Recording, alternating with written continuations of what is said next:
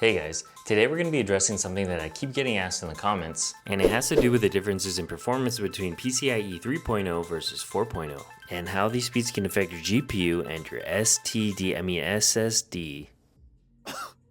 And one of those comments said, "Hey bro, does PCIe Gen 3.0 versus 4.0 have much difference, and will it affect gaming and editing a lot?"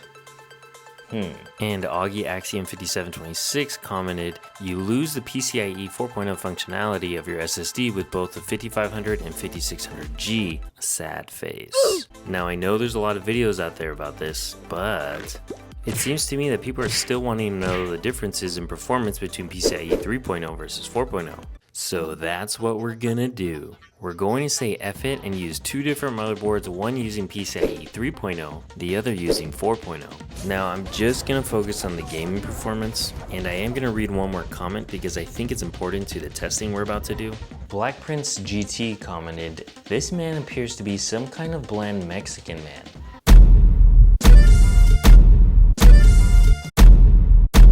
But anyways, we're gonna run some benchmarks, we're gonna do some gaming, we're gonna get down to the nitty gritty. Let's get down to the nitty gritty. And we're going to see if it actually makes a difference and by how much. It's going to be pretty sicko mode.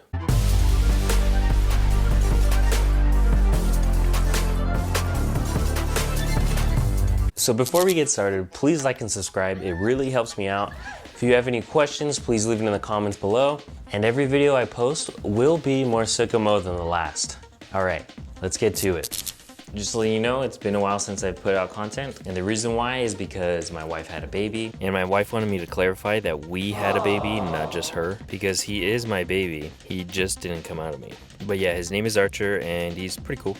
But anyways, my desire for technology has not faded. I still want to keep doing these videos. I just gotta manage my time better. So here we go. PCIe stands for Peripheral Component Interconnect Express, and according to Google Gemini, it is a high-speed serial bus standard for connecting devices to a computer's motherboard. The first version of PCI Express was introduced in 2002, and it was designed to be used as a type of connection used for high-speed data transfers between electronic components. So in other words, it was a standard form factor designed for desktop PCs, so you can connect GPUs, Wi-Fi cards, the expansion cards, and later you were able to use PCIe SSDs. Now in this video, we're going to be focusing on PCIe 3.0 and PCIe 4.0. There is already PCIe 5.0 and 6.0, but for gaming, you are not able to take advantage of the PCIe 5.0 and 6.0 speeds. So going back to PCIe 3.0, it was released back in November 2010, and it doubled the data transfer rate of its predecessor PCIe 2.0, which allowed motherboards to take advantage of high-end GPUs like the GeForce GTX 780 Ti. And with the introduction of PCIe 3.0 on motherboards came SSDs using the M.2 form factor, which are called M.2 NVMe SSDs. These SSDs, such as the Samsung 970 EVO Plus, could reach sequential read and write speeds up to 3500 and 3300 megabytes per second,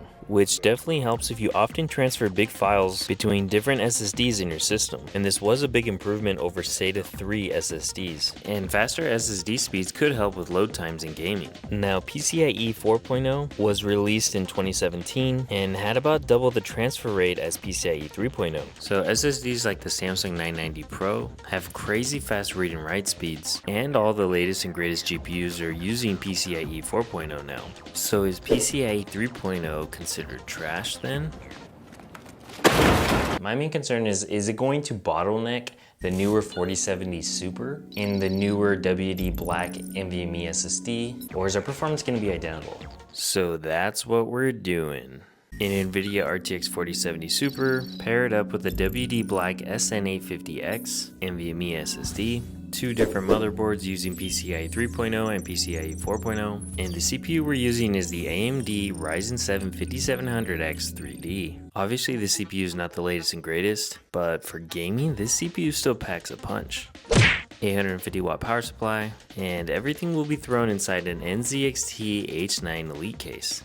First test I ran was Cinebench R24. This is the GPU test, and there was about a 0.2% difference between the scores between PCIe 3.0 and PCIe 4.0.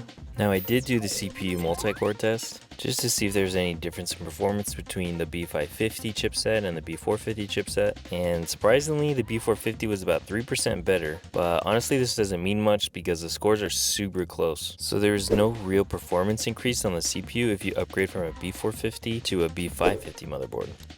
The next tests I ran were some 3D Mark benchmark tests, starting with Firestrike Extreme. During this test, which is more of a GPU dependent test, scores were pretty much identical. PCIe 4.0 had a 0.6% better score, so pretty much identical scores. Now moving on to the TimeSpy 3D benchmark, PCIe 3.0 actually pulled ahead, but it was only by 0.3%, so pretty much identical scores again. I went ahead and ran Steel Nomad, which is a newer 3D benchmark test, and once again the scores were pretty much identical. Now moving on to gaming. First game I ran was Shadow of the Tomb Raider. 1440p ultra settings. During this benchmark, PCIe 4.0 did get a better average FPS by about 4 frames per second, but look at the 1% and 0.1% lows on the PCIe 3.0. So average FPS was pretty similar, but for some reason on PCIe 3.0, there was a significant improvement on 1% and 0.1% lows. Then I ran Starfield.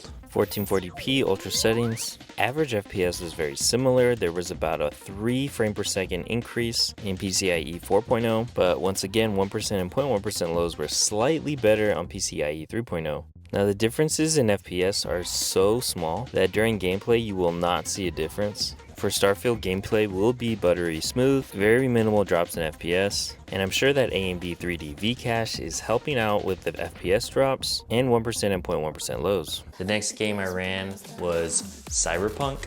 1440p ultra settings with ray tracing on. I wanted to get some ray tracing action to see if it was affected by the PCIe speeds, and looking at the FPS, it looks like PCIe 3.0 did slightly better in all the categories, but still, there was only a difference of about 2%, and it was the older PCIe 3.0 that was actually better. I'm just gonna call this identical performance, because if I did this test about 10 times, I'm sure it would average out to about the same FPS. The next game I ran was Red Dead Redemption 2. Well.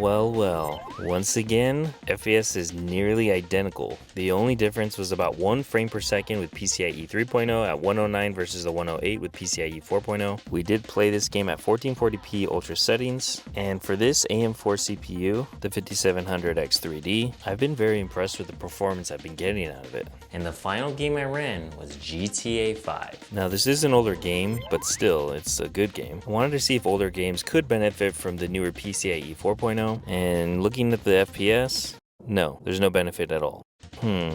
It's looking like there's a pattern going on. So after running all these tests, building 2 different systems, one using PCIe 3.0, the other using PCIe 4.0, what does this all mean? Well, upgrading to a board that does support PCIe 4.0 but still using the same chipset so you can keep using your CPU is definitely not worth it. Now I understand if you're going to build a new PC with maybe like an AM5 socket or the new Intel Ultra processors, those boards will already come with PCIe 4.0 or 5.0, and the price difference between PCIe 3.0 and 4.0 SSDs isn't much, so might as well go with the 4.0. I'm mainly talking to the people who are debating whether to upgrade their motherboard to support PCIe 4.0 speeds and plan to keep their processor.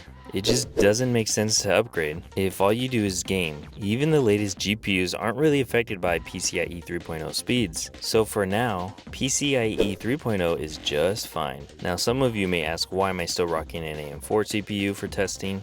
Well, I'll have you know that the 5700X3D and the 5800X3D are still some of the best processors you can get for gaming in 2024 going into 2025. Yes, AM5 is cool, yes, DDR5 is cool, but if you're still rocking an AM4 board, and if you have one of these 5000 series CPUs with AMD 3D V-Cache, there's no real reason to upgrade. Now I'm going to save this conversation for another video, but yeah, in conclusion, keep using your PCIe 3.0 SSDs, keep using your motherboard that only supports PCIe 3.0, because upgrading your motherboard for the sole purpose of getting PCIe 4.0 is not going to make a difference. Let me know what you guys think in the comments. I hope this clarifies some of the confusion between PCIe 3.0 and PCIe 4.0 when it comes to the SSD and GPU. Just know that the main bottlenecks will be your CPU or your GPU.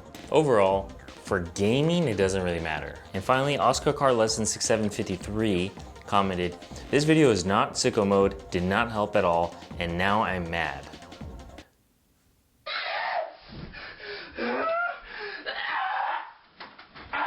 Well, sounds like a personal problem.